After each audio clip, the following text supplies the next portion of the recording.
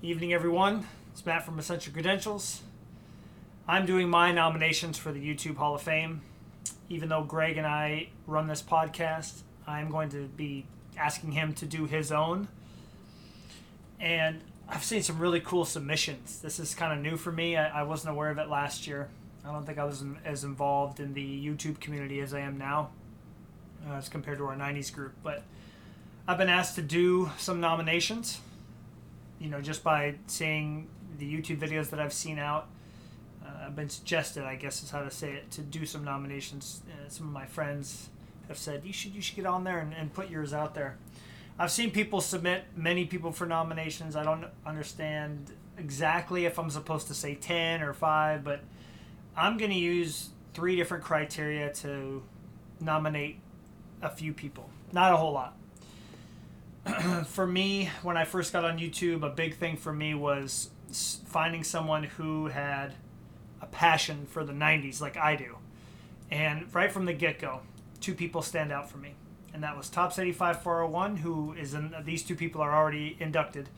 Nate, we've had him on the podcast. The guy loves cards. He loves collecting. He loves showing off cards more than anything, and I love his enjoyment and passion that he brings to the 90s hobby. And Aaron Davis, for me, he is really influential on me because he gave love to visually appealing cards, even if they weren't expensive, from the 90s. And in the 90s, they were expensive. Cards that were short printed out of 1,500, 3,000. And he gives those kind of cards love and appreciates them just as much as any other card. So for me, those were people that were very influential in me getting going on YouTube and now, hosting the podcast. And another big thing is just how the cards look in both of their videos. The cards look stunning in the videos. The refractors show off perfectly. That's what it's all about, man, for me. So let me go through my 3 main criteria, and then I'm going to go through my nominations. I've got, 5 people that I'm nominating. So my criteria that I looked at were these 3 things. And again, there's so many amazing channels out there. If I'm not mentioning you, it's definitely nothing personal. I just haven't found your channel yet. And you have to understand that I like 90s more than anything, so those are the people that I'm going to, be geared towards. 90s and Mariner stuff. So I'm looking at that the cards are standing out visually in the videos. Some people have them laid out in front of the camera really well. Some people have the right lighting. Some people really do a good job of getting the light to reflect off the card to do it justice. So some scanners don't do that. So in the videos, it has to do that for me. The enthusiasm behind the video, or in the video, excuse me. So behind the camera, if it's not facing the person, which a lot of times it's not, if you're going to show the cards off correctly, there's got to be some excitement and some enthusiasm. Somebody who's very monotone and just saying, here's a card I picked up, here's a card I picked up. It really just doesn't do a lot for me. I'm sure the cards are beautiful, and yes, the cards will speak for themselves. But like we mentioned on the podcast last night, if you watched the first 20 minutes or so, that's a big thing that all 3 of us said, is that there's got to be a fun personality behind the camera. And there's got to be a love and a passion for the hobby. So that is a big part of my criteria. And then the last one, I think this is what makes certain people stand out for me, and that's the connection to the cards that they're showing. It's great when you're showing cards off. For me, this is hockey, so you have to forgive me here, but if I'm showing you these Tom Barrasso cards and I'm just showing you them like this, that doesn't do anything for me, because great, it's a cool card, but I can look up a picture of these cards on Google or on eBay or on Worth Point or whatever. I want to hear somebody talk about what that card does for them and why they love that card, or do they have a connection to it.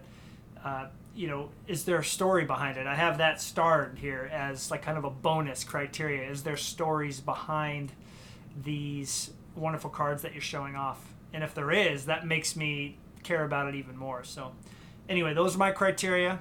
Just wanted to give those shout outs to those 2 YouTubers who kind of got me going. But then another YouTuber who really got me started and who I would get excited for their videos before I made my own was DeadGuyCardBoard. Ben is an amazing YouTuber based upon these criteria, and a really nice guy. So I think he definitely deserves a nomination. I know he's been nominated by others, and he certainly deserves it. He presents the cards from the 90s perfectly in his videos, and he's even got me interested in some of the old school, Topps Topps T206. I'm not a vintage guy, so you have to forgive me. So I really enjoy watching his videos every time he posts something up there. And yeah, so definitely deserves a nomination. Number 2 is Mr. Fisher Bike. He's been around for a little while. He's a buddy of mine, Jason. Awesome guy, and his humble approach to collecting is what does it for me. He gets these crazy intros where you're like getting amped up, and he's like, "Hey guys." So Jason, I love it. But when he's showing off cards, like for instance, he just got those Mo Vaughn cards, and you could just see the excitement within him. And when he told us all about picking those cards up, I just couldn't wait for his video to come out for that, because I knew he would just be over the moon about them. So his excitement for the cards puts him over the top, along with showing off the cards correctly and being a genuine great guy.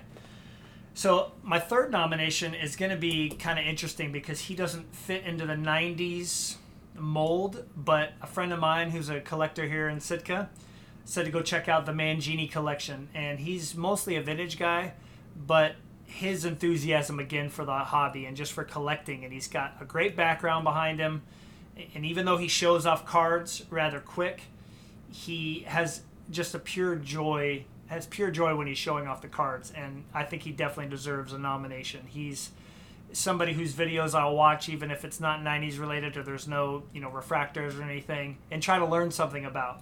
That for me as a teacher, I'm always looking forward to learning about different types of cards, and he does that for me. So that's my third nomination.